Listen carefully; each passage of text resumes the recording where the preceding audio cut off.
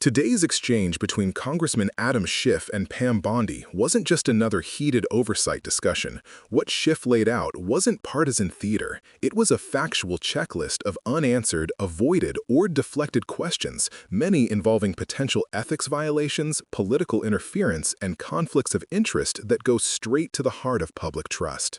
Oversight hearings exist to safeguard democracy, not to provide nominees or officials a platform to dodge inquiries, attack lawmakers, or hide behind political rhetoric. When a Justice Department official cannot answer basic, direct questions about ethics, criminal investigations, bribery allegations, or prosecutorial independence, that should alarm every American, not just Democrats. Let me do this because I think it's valuable that the American people get a sense of what you've refused to answer today.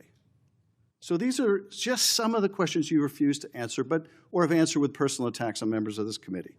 You were asked whether you consulted with career ethics lawyers, as you promised you would do during your nomination hearing, when you approved the president receiving a $400 million gift from the Qataris.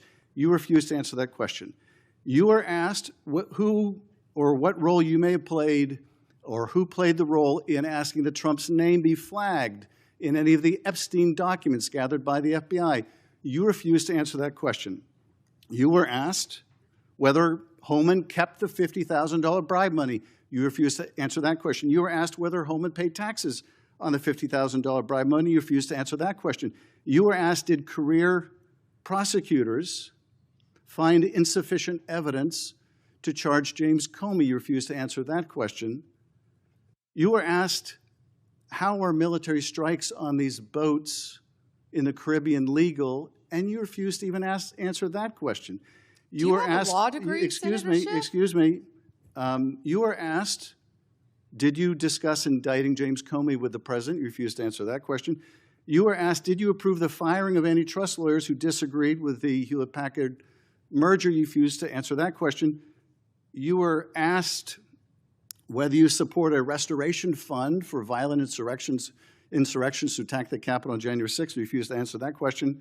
You were asked whether you were firing career professionals, career prosecutors, just because they worked on January 6th investigations. You refused to answer that question.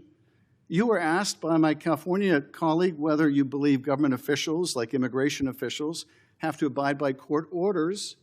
You wouldn't even answer that question. This is supposed to be an oversight hearing. Oversight? Excuse me, you can attack me after my time is over. You've attacked all of us, including President Trump, for your entire career. You can attack me later, and I know you've got plenty of canned attacks. We've heard them all day to day. Canned attacks on you? This is supposed to be— No one needs a canned attack on you. Regular order, Madam Chair. I'm trying to speak. This is supposed to be an oversight hearing of the Justice Department. And it comes in the wake of an indictment called for by the president of one of his enemies. This is supposed to be an oversight hearing, and it comes in the wake of revelations that a top administration official took $50,000 in a bag, and this department made that investigation go away. This is supposed to be an oversight hearing when dozens of prosecutors have been fired simply because they worked on cases investigating the former president. This is, and now what the about current the president— fires in California? And Do you this care is about that, supposed to Senator be— Schiff? this is supposed to be an oversight hearing in which members of Congress can get serious answers to serious questions about the Are the riots in LA serious? About the cover-up of corruption, about the prosecution of the president's enemies.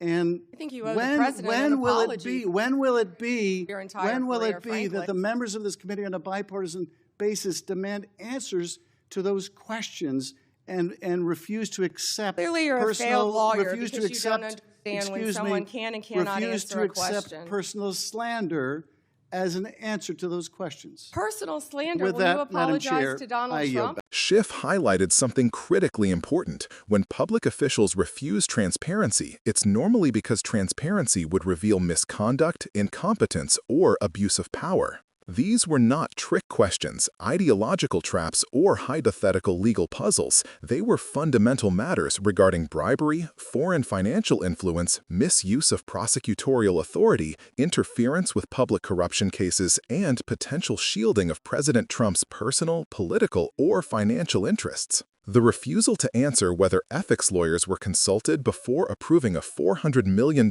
financial benefit involving Qatar raises questions about foreign influence and national security. The refusal to clarify who ordered Donald Trump's name to be flagged in sensitive Epstein-related documents points to political manipulation of law enforcement databases. Refusing to confirm whether bribery evidence was investigated or taxes paid touches federal criminal code, and avoiding questions about firing career prosecutors tied to January 6 cases signals possible retaliation and political weaponization of justice. Schiff's message was clear. If officials can hide information, deny oversight, and attack members of Congress rather than comply, then our institutions are in danger. Accountability collapses when partisan loyalty replaces ethical duty. Every official should be able to answer whether the law was followed, whether ethics rules were respected, and whether investigations were handled impartially, regardless of party affiliation. This moment matters because democracies do not erode from a single dramatic event. They erode quietly, gradually, through normalization of secrecy, selective enforcement, intimidation, and unchallenged abuse of power. Schiff was not only defending Democrats, he was defending the principle that no president and no administration is above the law.